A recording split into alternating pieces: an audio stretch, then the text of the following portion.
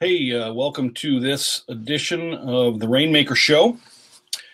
I'm Greg Mack, your humble host, and I'm certainly glad you decided to join us today. I wanted to continue our discussion from the last podcast, which we were talking about decision science. And even though it's not content that's formally written into the Rainmaker 201 program, I thought it might be a useful topic for you to look at decision science and all the things that go into decision making as a part of the backdrop to any conversations you have during the interview. As you know, I hate the word sales because of all the negative, prejudice, stereotyped connotations that come with that. And we're trying to get everything converted over to the idea of interviewing, effective interviewing, and improving communication skills to try to overcome the negative connotations and stereotypes and prejudice associated with a sales transaction. And one of those things is, again, decision making, and that the process, you've heard me say it before, that we teach in Rainmaker 2.1 is just simply a series of setting up a series of significant decisions along the way, yes or no, to see whether or not we should go to the next step in the process. So it's relatively linear in that regard. And so if you remember from the last podcast, and if you had a chance to see that, I encourage you to check that out and then maybe come back to this one and the next one so that you can understand a little bit more about it. But we left with one of the most important aspects of decision science and decision making is framing. And so I just wanted to talk a little bit more about framing, which really just means the manner in which a rational choice, problem, or consequence has been presented. And really, this is about the idea of a risk aversion or risk-seeking behavior. Now, risk aversion, someone who's risk averse, is more concerned about preserving their gains, what they already have. And a risk seeker is someone who's trying to make decisions and increase their losses as the decision unfolds. Another way to think about risk aversion is that someone who is risk averse is trying to avoid uncertainty. And someone who is a risk seeker is certainty averse, like gamblers. And so when you're talking to a potential suspect prospect, you think they're more risk averse or risk seeking? I think the average person looking to spend a bunch of money hiring a coach or getting involved in a fitness process or a gym or buying personal training or some kind of wellness process, you think they come into you with a risk averse or risk seeking behavior and perspective, what we call frame. I would bet, and I don't have any hard numbers on this, but I would tell you that I think most consumers are risk averse. What are you? You know, there was an interesting set of two statements given to, I think, medical doctors, and they were asked which one would they prefer. And the first choice they were given was choice A, which said, if you choose A, some procedure or something, 200 people out of 1,000 will die.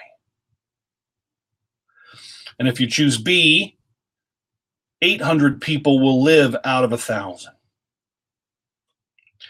Guess which ones the doctors chose? They chose B, right? 800 people will live out of 1,000, even though rationally both are absolutely equivalent. But they were just framed differently. One in terms of death, one in terms of life. And so it's very difficult for us to think about all our decision options and their consequences at the same time. And so the system that we built in 201 is designed to help you control and sequentially build up the decision options. Because if you remember, the decision step is right after the budget step, which is right after the pain step in the Sandler system that we're leveraging. And so we're working towards that critical decision where all of a sudden the risk averseness or risk seeking process is going to really unfold for you.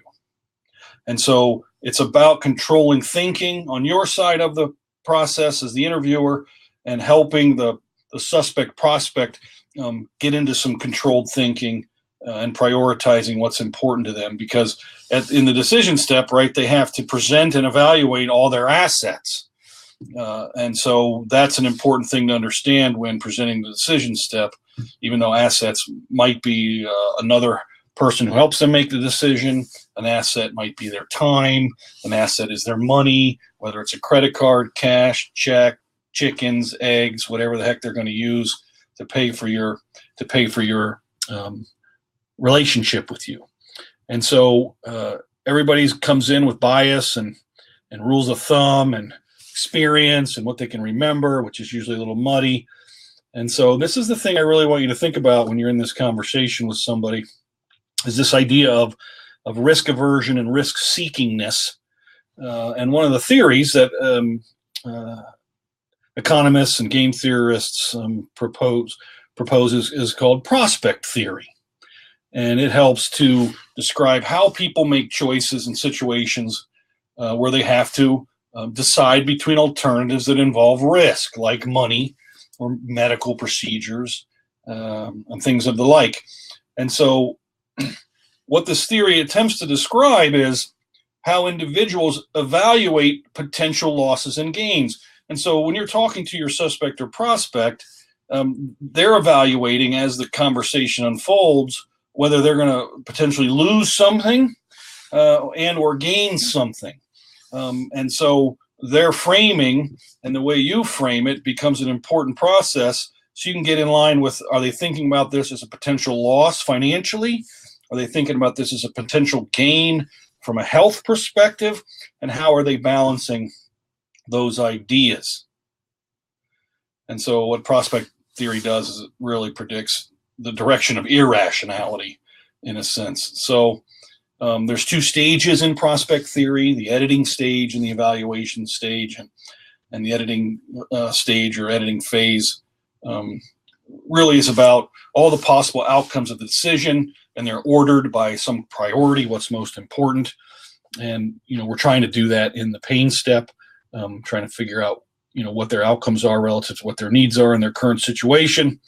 And they need to set a reference point for that and consider lower outcomes as losses and larger ones as gains. And then the evaluation phase, where they have to what's called compute a value or utility based on potential outcomes and the probabilities, and then choosing the alternative with the higher utility. And so that's the question they're really asking you, or need an answer to in your interview with them, is the outcome of giving you money and giving you time, giving you energy as a coach, going to have the utility that they want, and that is more on the gain side than the loss side. And so the way an economic agent subjectively frames an outcome or transaction in their mind affects the usefulness, the utility they expect or receive. Do you gamble to get richer versus buying insurance to avoid poverty? And so it really depends on one's subjective perspective on wealth. The problem is humans tend to overvalue losses, and they tend to work hard to avoid sure losses. And so prospect theory puts forth a nice little grid of gains and losses and risk aversion and risk-seeking behavior, and what the high and low probabilities are of someone making a decision about this. And so when you're looking at somebody who's on the risk-averse side, they tend to underweigh the potential benefit, and they have a fear of disappointment, and they feel reasonably comfortable with their health, and they refuse to quit smoking or refuse screening procedures or exercise because they don't want to be disappointed, and they've underweighed the potential benefit. Someone who's risk-seeking might be underweighing the potential harm. They're so desperate to recoup their losses that they seek dangerous pseudoscience in the presence of unwanted diagnoses, and they feel a significant loss of health and well-being, and will be desperate to correct that loss, even if the chances are slim to none. And there's quite a predatory set of providers and purveyors of a lot of voodoo and junk to attract and take advantage of someone's risk-seeking behavior and perspective when it comes to their health. You also have risk-averse behavior where they overweigh potential harm.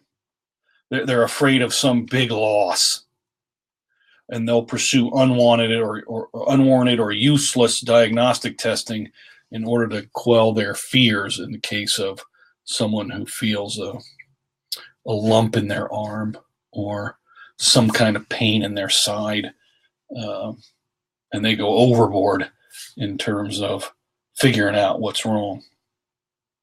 And then finally, it categorizes the risk seeker who overweights potential benefit and their hope for a large gain.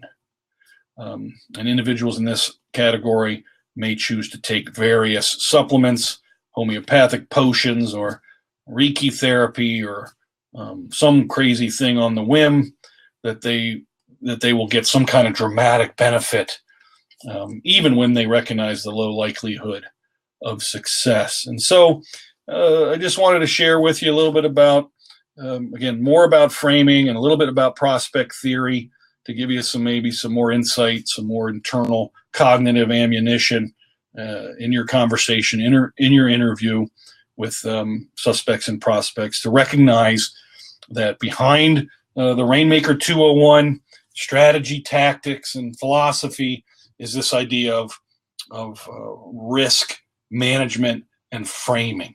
So hopefully that helps you a little bit. Next week, we're going to start talking a little bit about another theory called expected utility theory.